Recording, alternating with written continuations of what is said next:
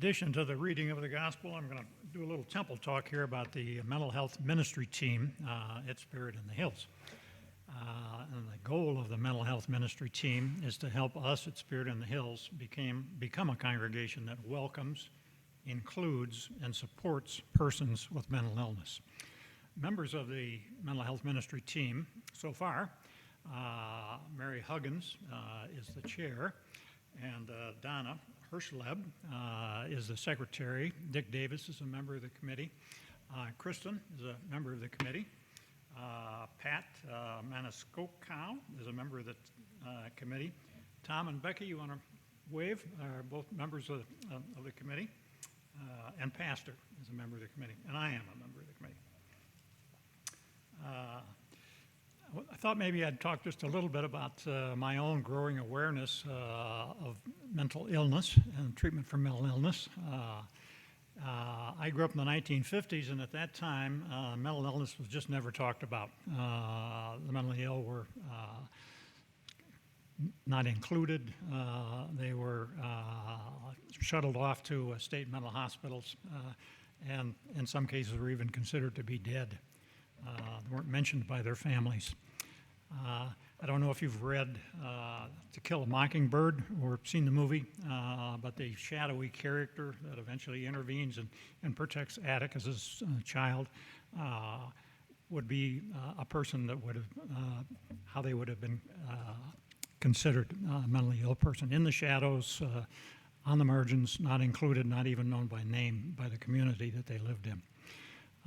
So that was the atmosphere that I grew up in. My first experience with mental health was in 1963 when I was a junior at DePaul University in Greencastle, Indiana. And the college group, Method Youth Foundation at that point, decided that we wanted to study mental health and mental illness. And we reached out to the Menninger Clinic in Topeka, Kansas. At that time, Carl Menninger and his brother were doing similar work with mental illness and mental health to the Mayo Clinic, the very famous medical facility in Rochester, Minnesota. Lo and behold, we reached out to them and they said, come on. We were the first undergraduate group that had ever been to the Menninger Clinic to study mental health and mental illness. We came cross country and slept on church floors and had a little liturgy that we did where we were sleeping on church floors and they were feeding us, ladies of the church. And then we stayed in Topeka in a church and went to the Menninger Clinic on a daily basis. We didn't know if we were going to get to meet Dr. Carl or not. He'd had a crisis with a family. But anyway, as we were going through one of our educational sessions, he showed up. He's quite an interesting character. The campus had a couple hundred acres, and he would ride his horse from unit to unit, and he had a dog that went with him. And I suppose when he was seeing his patients, the dog was there, so he was way ahead of his time in terms of therapeutic value of animals for people that are suffering. And while he met with us, he said, you know, if I was young and starting out today, he said, I would go into corrections. He said, that's where we need young and enthusiastic people. So that was part of the kind of the guiding star for me to devote my life to humanizing corrections. So it came from him. And he asked us, as a group, would we be willing to go to the juvenile reformatory for the state of Kansas and put on our program? We'd never been to a juvenile reformatory, didn't know anything about it, but we said, sure. That's a story for another time. Anyway, that's a good story, too. My second awareness of mental health and mental illness was working as a probation officer in 1969. I worked for the Chicago Juvenile Court, and I had a caseload of boys on the south side of Chicago. And I knew that they were suffering from mental illness and their family had mental illness issues. And I was referring them to the local mental health center, and they wouldn't take my kids. They were afraid of them. I don't know. But anyway, unwashed, unbaptized, so on and so forth. So I was casting around trying to find mental health services for my kids, and there was a program all the way on the other side of Chicago, Family Studies program. This has a Texas connection. Dr. Bob McGregor was a graduate of the University of Texas, had done his PhD studying families of delinquent kids in Corpus Christi, Texas. So this was right down my alley. Here I had delinquent kids that needed mental health services, and his PhD was in developing mental health services for kids. So I took my families over there, and his method was to include the probation officer in the actual team that was working with the family. So that was a plus.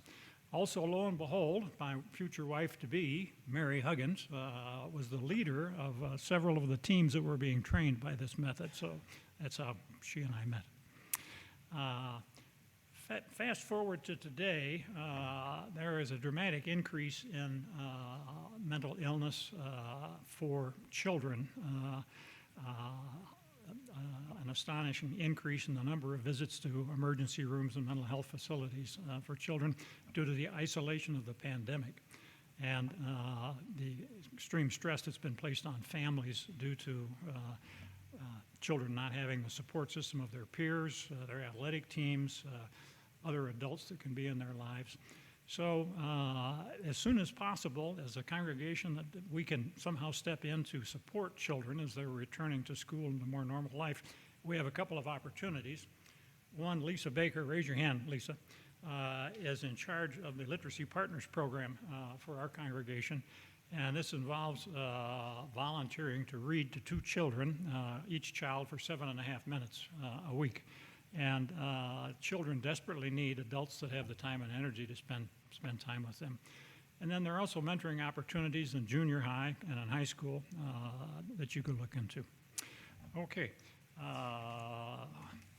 now we're going to have the gospel. The Holy Gospel according to St. Luke. Glory to you, Lord. Then they arrived at the country of the Gerasenes, which is opposite Galilee. As he stepped out on land, a man of the city who had demons met him. For a long time he had worn no clothes, and he did not live in a house, but in the tombs.